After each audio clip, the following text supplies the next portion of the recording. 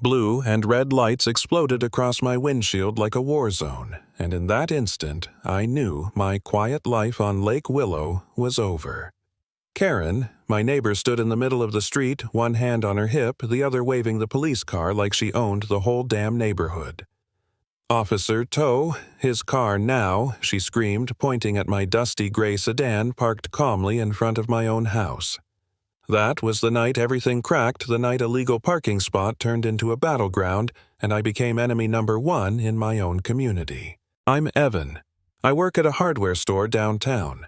My wife Lily and I moved into this neighborhood for peace, the lake, the ducks, the promise of quiet nights. And for a while it was just that, until Karen Pierce decided I was standing in the way of her beautification plan. She had her clipboard, her tape measure, her lipstick lined sharp enough to cut glass. She told me I had to park 3 houses down on Birch Circle because the street would look better for photos. Her words, not mine. I laughed at first. I thought she was joking, but her eyes, they weren't joking. I told her no. Calm, firm, no. I wasn't blocking a driveway, a hydrant, nothing. I was tired from hauling paint cans, just wanted to sit with Lily and our dog Max. But Karen, she leaned close, her perfume like sour flowers, and hissed, "Move it, or I'm calling the cops." 5 minutes later, sirens. An officer stepped out, flashlight in hand, though it was barely dusk, and Karen shoved a fake HOA parking map at him like it was gospel. Neighbors peeked through their blinds. Mr. Thompson, the HOA president, and Ms. Rivera, the compliance officer, pulled up in their Navy SUV. Karen smiled like she had already won. But Ms. Rivera flipped open the official rulebook and read it clear as day: residents can park in front of their own homes unless they're blocking something important. I was fine. I was legal.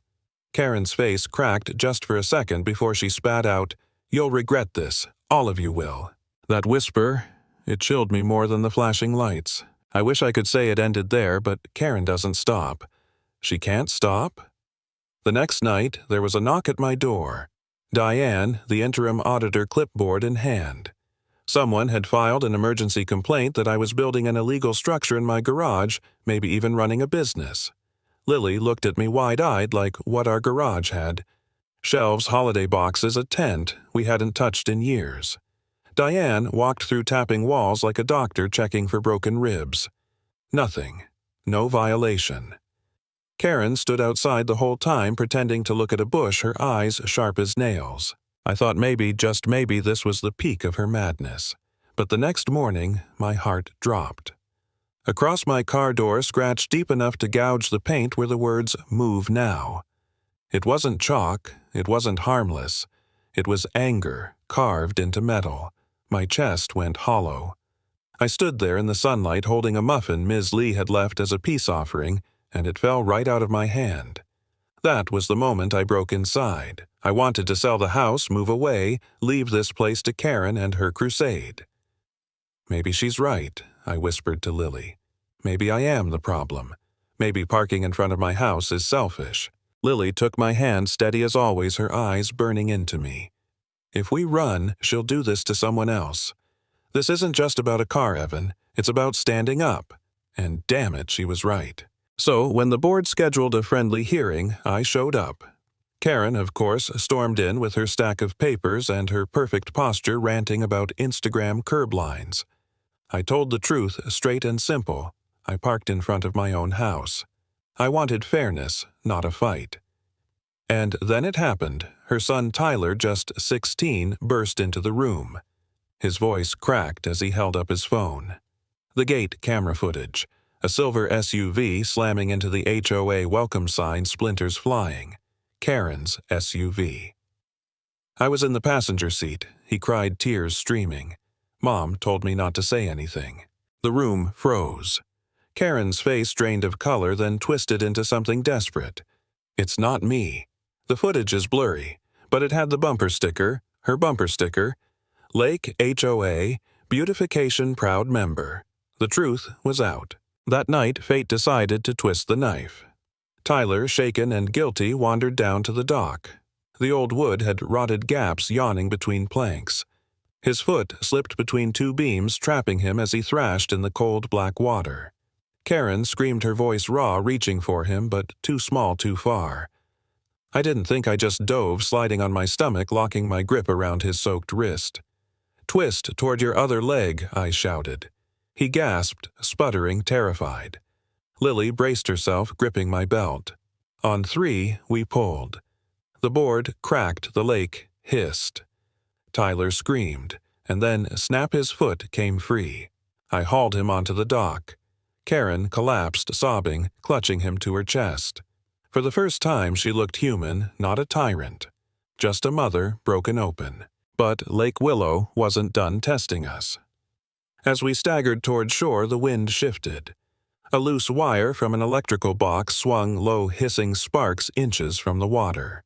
The dock tilted under our weight, the old pilings groaning. Paramedics rushed down the path, their flashlights catching the wire dancing like a snake. "Don't move," I shouted. My heart hammered against my ribs. "We go on my count." Fast and low. Karen's hand clutched my shoulder. Lily pressed close. Tyler's weight dragged against my side. 1 step, 2 steps, the dock creaked like a coffin lid. Then the wire dropped. It kissed the water with a flash of white fire sparks racing across the surface like lightning spiders. Now I screamed. We lunged forward, boots slapping soaked planks, hearts slamming. I leapt the last board onto solid ground just as the dock behind us lit up, sizzling with electricity. We collapsed on the grass, Tyler coughing in my arms, Karen shaking like a leaf. The wire snapped and fell, boiling the lake where we'd just stood. The HOA couldn't ignore it anymore. At the final hearing, the clubhouse was packed, neighbors standing shoulder to shoulder, eyes burning holes in Karen. Ms. Rivera read the findings like a judge: misuse of services, harassment, fake flyers, failure to report the sign damage. And though the electrical sabotage wasn't hers, everything else was. Karen stood, voice trembling but defiant, confessing her obsession with order, her fear of chaos, her belief that only she could hold the neighborhood together. Then her voice cracked softer than I'd ever heard it. "I forgot how to be kind." The board handed down judgment, fine, suspension from every committee, 6 months in exile from her own little throne.